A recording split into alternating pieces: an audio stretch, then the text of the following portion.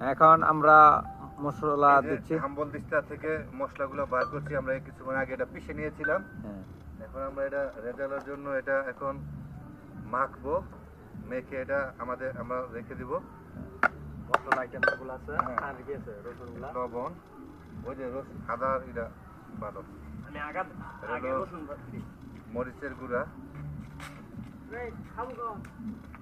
হ্যাঁ এই যে আমাদের আরো দুজন মেহমান চলে আসছে।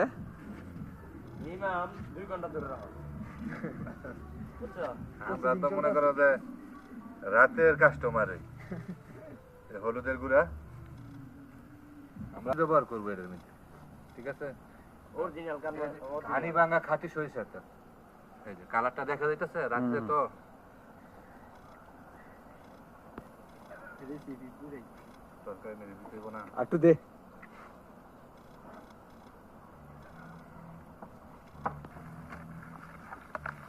কি এটা জানি তোতালা বাসমতি আর মশলা পেটে দিতে শুকায়